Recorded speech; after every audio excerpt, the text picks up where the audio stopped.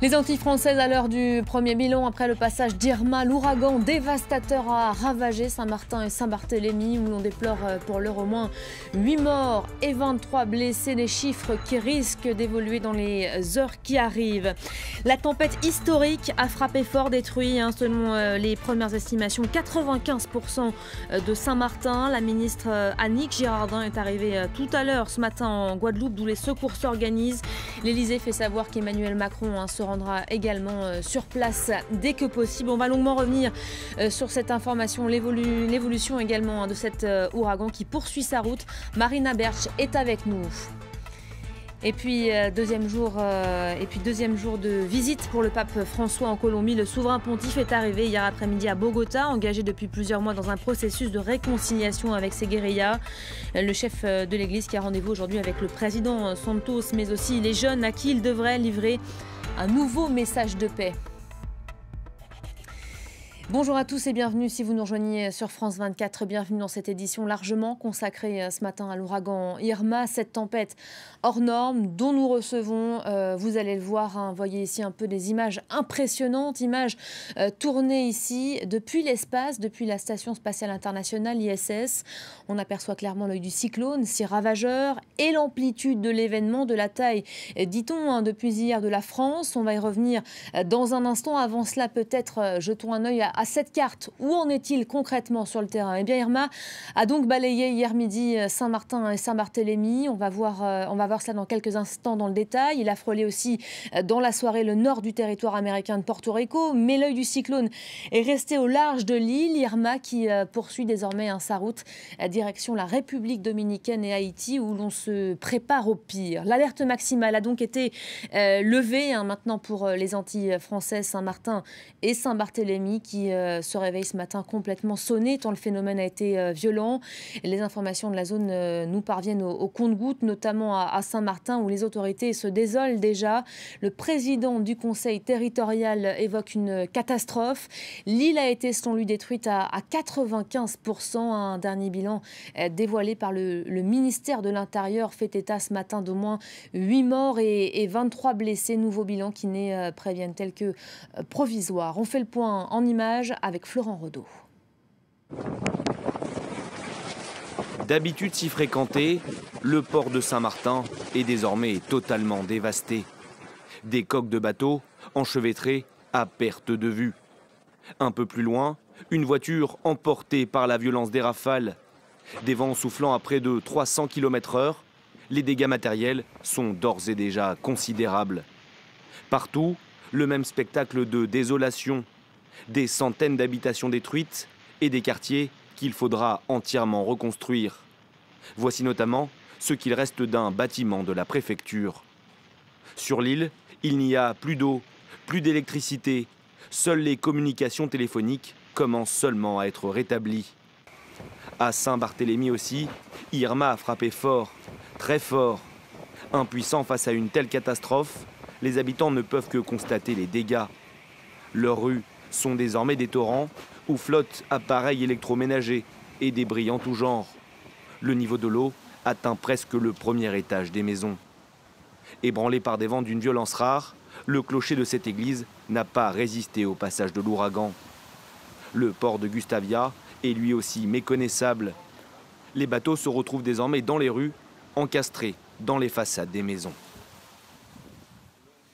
Et notez, je le répète, qu'il est extrêmement difficile d'obtenir des informations, les communications ayant été pour la plupart coupées. On devrait très vite toutefois en savoir davantage. La ministre des Outre-mer, Annick Girardin, est arrivée ce matin en Guadeloupe, d'où s'organisent les secours. Elle a amené avec elle des renforts humains et matériels. Elle devrait prendre la parole dans la matinée lors d'une conférence de presse. L'Élysée également fait savoir qu'Emmanuel Macron va se rendre sur place dès que possible. La prochaine prise de parole, elle devrait se faire depuis le ministère de l'Intérieur, la place Beauvau, dont vous apercevez ces images.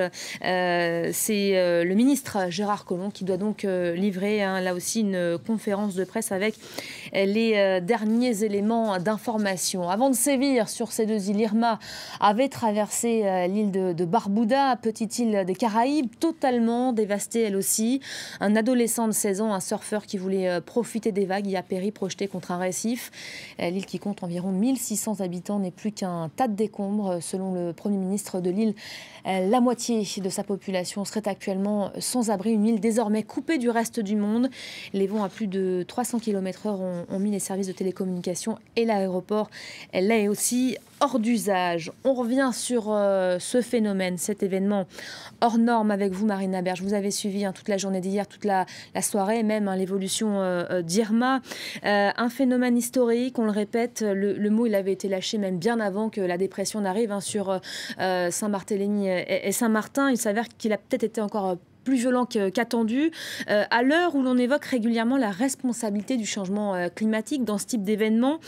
Beaucoup d'experts aujourd'hui prennent du recul et rappellent des événements similaires dans le passé, même loin derrière. Écoutez, c'est effectivement très difficile à prouver aujourd'hui le lien, d'établir un lien scientifique et clair entre le réchauffement climatique et les événements qui se passent. Toujours est-il que le changement climatique, c'est le mot que tout le monde a à la bouche depuis 2 jours. On a eu il y a quelques minutes cette déclaration choc du Premier ministre d'Antigua et Barbuda, Gaston Brown.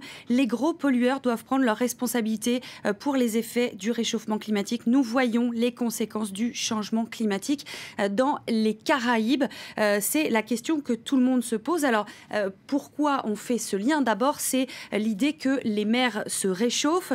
C'est ça, le carburant des cyclones, c'est des mers plus chaude, évidemment liée avec le réchauffement climatique, une mer à 26-28 degrés sur 100 mètres de profondeur, et c'est ce qui se passe avec Irma.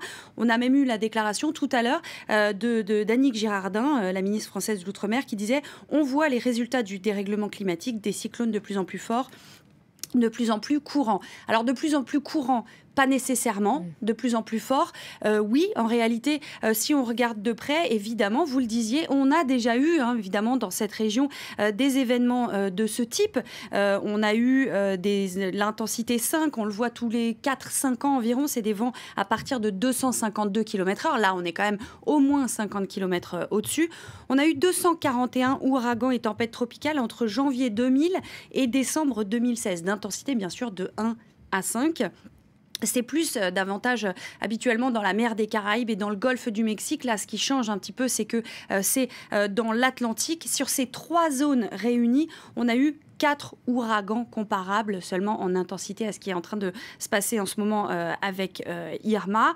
Ce que les scientifiques nous disent très clairement et sans hésitation aujourd'hui, c'est qu'on a eu une intensification, donc des phénomènes plus forts de 20%. La force de ces événements est plus forte de 20% sur les 50 dernières années. Ça, c'est le rapport du GIEC qui nous le dit. C'est les climatologues les plus crédibles qui soient. Alors évidemment, il y a un bémol, forcément. Pourquoi? Parce que les observations satellites, elles sont récentes. On n'en avait pas, par exemple, il y a quelques décennies.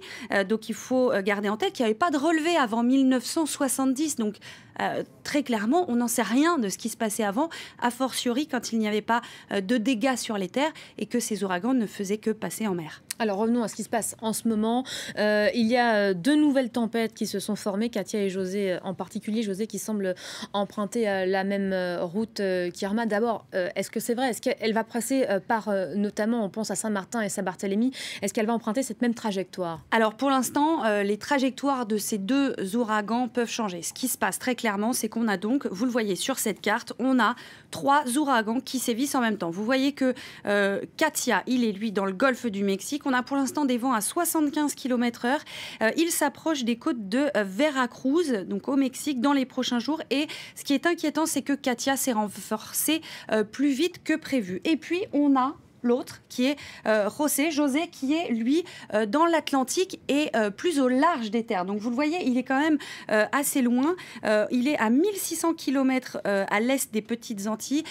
Ses vents pour l'instant c'est 120 km/h, mais effectivement il se dirige vers les Caraïbes, mais sa trajectoire pourrait changer et vous le voyez, il est pour l'instant très loin des terres. Le Centre national des ouragans américains s'attend à ce que José, qui se renforce rapidement, s'approche vendredi de la catégorie 3 ouragan majeur avec des vents entre 178 et 208 km/h. En tout cas, aucune alerte n'a été émise à ce stade. Il faut les suivre de près, ces 2 ouragans. Voilà, si on ressent le vent, si ça souffle un peu, rien de comparable avec ce qui s'est évidemment passé hier. Et puis on va continuer à suivre la trajectoire d'Irma qui, je le disais, se dirige vers la République dominicaine, Haïti, où les dégâts pourraient être encore plus terribles. On verra cela. Sachez, avant de refermer cette page, qu'une cellule interministérielle de crise a évidemment été mise en place pour répondre aux nombreuses questions. Des proches inquiets. 2 numéros d'information sont à la disposition du public. Vous les voyez ici à l'écran. L'un depuis la métropole, le 01 82 71 03 37. L'autre depuis les Antilles. Il s'agit de contacter directement la préfecture de Guadeloupe, d'où s'organisent les secours. C'est le 05 90 99 39 00. Gérard Collomb qui doit toujours prendre la parole pour faire un point sur les derniers éléments d'information. Le ministre de l'Intérieur et sa conférence de presse qu'on vous fera vivre en direct sur France 24. Merci Marina, merci à vous. Donc on revient sur ces infos dès que le ministre s'approche du pupitre. On va passer au reste de l'actualité internationale et cette nouvelle visite du pape François en Colombie. Le souverain pontife est depuis hier après-midi à Bogota où il vient porter un message de réconciliation en pleine application des accords de paix. C'est son 6e voyage apostolique en Amérique latine. Axel Simon. Tapis rouge et danse traditionnelle en signe de bienvenue. Dès le tarmac de l'aéroport militaire de Bogota, le pape François est accueilli par le président Juan Manuel Santos. Le souverain pontife entame une visite de 5 jours dans le pays. Après un bref séjour dans la capitale colombienne, il se rendra ensuite dans 3 villes différentes, toutes symboliques. D'abord Medellín, où il rencontrera des victimes de la guerre civile colombienne. Puis Villavicencio, à 70 km de la capitale. C'est une ville marquée par la violence guérillera et paramilitaire. Le souverain pontife y présidera une messe pour la réconciliation, moment phare de son voyage. Dernière étape de sa visite, Carthagène, d'où il repartira pour Rome. Le pape a annoncé qu'il était porteur d'un message de paix et de réconciliation. Il est l'un des promoteurs du processus de paix colombien depuis son élection en 2013.